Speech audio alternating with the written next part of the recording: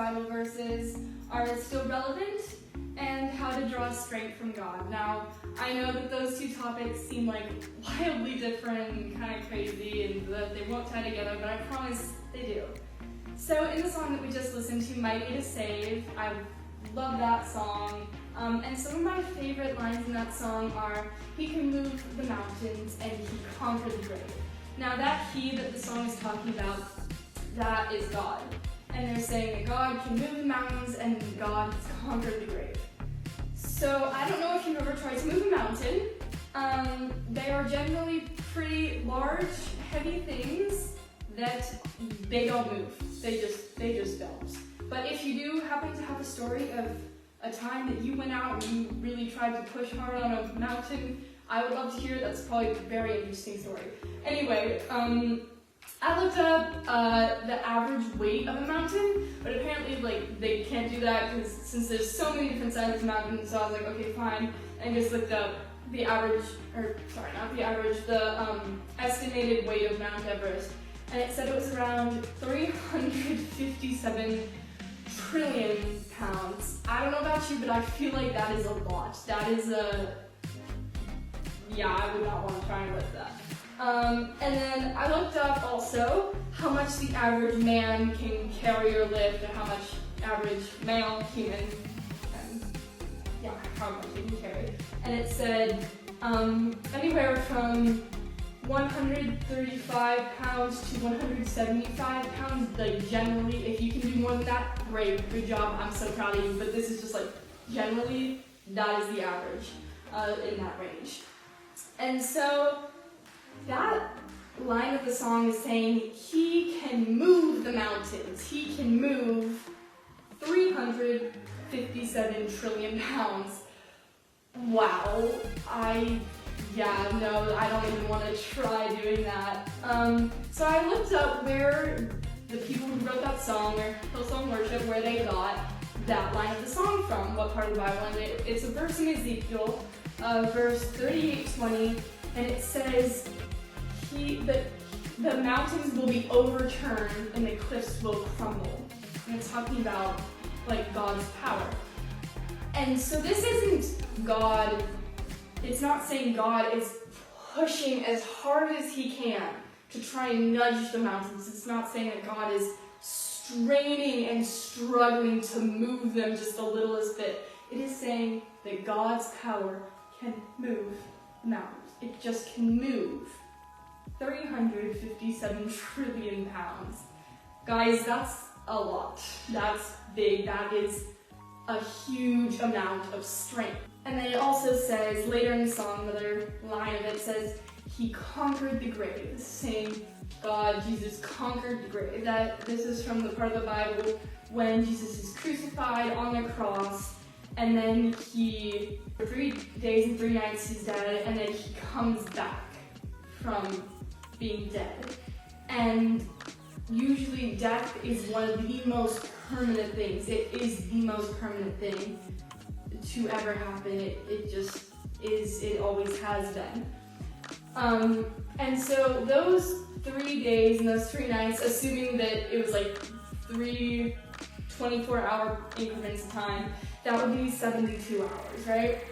And then, so usually when human hearts stop beating, usually the max time that you can still use the defibrillator is in like 10 minutes, but usually it's within seconds that they use it. So again, that is a significant amount of strength, saying he came back after 72 hours when usually it's seconds that people can survive. And I found a verse from Acts 2:24, and it says, but God raised him from death, setting him free from its power, because it was impossible that death should hold him prisoner. This verse is talking about when Jesus was raised from the dead. And this verse does not say Jesus came back, Jesus decided to get up and start walking around again. This verse is saying that it was impossible. It was not possible for death to hold him down. That, guys, that is strength. It is not possible for death to hold God down. It can't happen. Then the second verse that I have for you guys is another one that you hear pretty often, along with him moving mountains and him coming back from the dead. This is one, it is John 3:16. I'm sure that most of you guys have probably heard that. If not, it's totally okay. But I rewrote this verse so that you could see a little bit more emphasis and we could talk about a little bit more about what the words mean and what he's saying, what this verse truly means. So it says, for God, and that's the same God that is moving the 57 trillion pounds of mountains, the same God who death could not hold down, that powerful God, so loved the world. We are the world. We are who they're talking about when they say so love the world. That is everybody in the world. He so loved us. Now there's 8 different kinds of love. I'm so sorry if I pronounce one of these wrong. If I do, please tell me and then I'll know. But here they are. The first one is philia, which is a love for friends, like for your friends, for your family. The second one is pragma, and it's a love that's a love that grows over time. And then the third one is storage, and it's like a nostalgic love, you know, that you get like for old friends that you haven't seen in a really long time, but like you still like have that feeling of like caring for them. And then there's eros, which is romantic love, and that's like with your partner, with your significant other. And then there's ludos, which is like a playful, flirtatious love. And then the 6th one is mania, and that's like an obsessive and desperate love. And then philatia, I think I said that wrong, but if I did. That's like self-love. That is your skincare routine, that is your face masks, that is your loving yourself. And then the 8th and final one is agape. And agape is this selfless, unconditional love that you are loving outwards and not for yourself. This is a love that is based towards others. This is for others. And the kind of so love that God so loved us, that is agape. That is that selfless, unconditional for us and not him love. So it says, for God so loved the world that he gave his one and only son. He gave. He did not say, oh yeah, that's fine, like whatever. He sacrificed his one and only son. There were not 2 Jesuses, there was one Jesus. Just like there is one way, and that is through Jesus to be with God. He sacrificed his one and only son, that whoever believes, and that is whoever, that is you, that is me, that is the neighbor next door, that is that person that you see in class and you might not talk to or might not like at all, but it is whoever believes in him, whoever believes in him, that shall not perish. And perishing, they're not just saying shall not die or shall not have sadness, shall not perish. Perishing is final, perishing is sad, perishing is painful. You do not want to perish, guys. It says they shall not perish, but have eternal life. That is life forever with God that they're talking about right there. That is like the ultimate thing, the ultimate power, this that he can give. And then finally, the last verse that I have, this is a really common favorite. A bunch of people, this is their favorite verse. I love this verse also. It's great. It is Philippians 4:13, and it says, I can do all things, through he who gives me strength. Notice, it does not say, I can do all things. It says, I can do all things through he, again, that's through God, who gives me strength. Sorry. And that strength is whatever you need it to be. That strength can be mental, that strength can be physical, it can be emotional, it can be spiritual. It's whatever you need it to be. It is all things through God. It can be whatever you are looking for, whatever you are looking to find. That God, the God who moves the mountains, who death could not hold, who is giving eternal life, guys, that is life forever with no end, is here for you to give you strength whenever you need it, whatever you need. And in conclusion, everybody needs strength, everybody needs comfort, everybody needs love. That's why we look for it, that's why we crave it, we all need it. And these verses are probably so commonly used because they are relevant, because they're saying, hey look, this God who moves the mountains, this God who death cannot hold, it's impossible for death to hold him.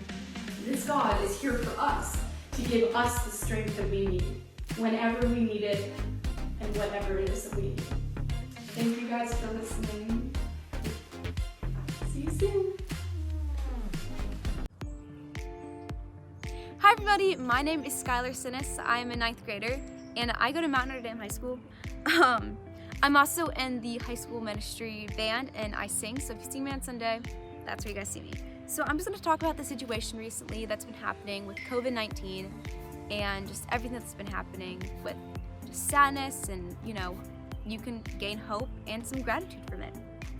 So basically my birthday was over this quarantine break, and it was really hard for me because I couldn't really see my friends, but I was with my family, so it wasn't too bad. But it was just really hard because my birthday party got canceled, and just a lot of things were happening that were really bad, and they were just not good. I was just starting to lose hope, when are things gonna get better? And so I talked to my sister, and she just really pointed me back to God, and she was just, hey, God's real, he has a plan for this, and just you gotta trust him. And that's what I need to start doing. And so I have just been having so much gratitude lately. And I also just wanted to share a quick story that I really felt the presence of God upon me. So basically it was about a week or so into quarantine, and I was walking my dog Daisy around my neighborhood, and I put in my AirPods, I was like, hey, I gotta hype myself up, it's a pretty day, and I started listening to some music. And I started listening to this playlist, and it was about gratitude.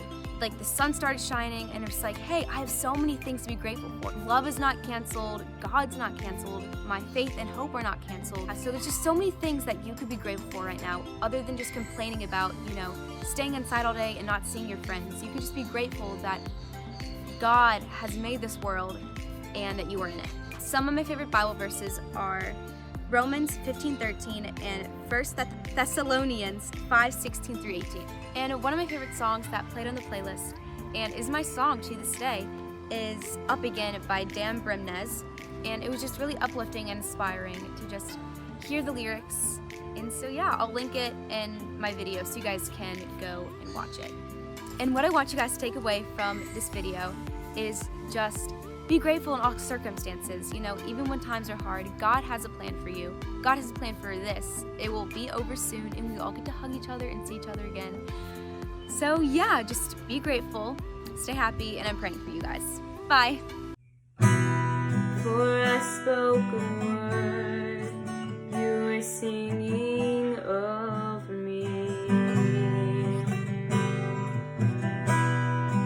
You have been so good to me.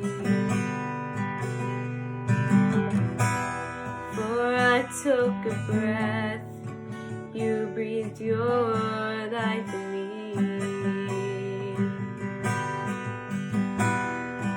You have been so kind to me. Oh, the overwhelming, never-ending, reckless love of God. Oh, it chases me down, fights till I'm found, leaves the 99. I couldn't earn it. don't deserve it. Still you give yourself away. Oh, the overwhelming, never-ending, reckless love of God. When I was your foe, still your love fought for me. You have been so, so good to me. When I felt no worth, you paid it all for me. You have been so, so kind to me. Oh, the overwhelming, never-ending, reckless love of God. Oh, it chases me down, fights till I'm found, leaves the 99. I couldn't earn it, I don't deserve it. Still you give yourself away. Oh, the overwhelming, never-ending, reckless love of God. Snow shadow you won't light up, mountain you won't climb up, coming after me. Snow wall you won't kick down, lie you won't tear down, coming after me. Snow shadow you won't light up, mountain you won't climb up, coming after me. Snow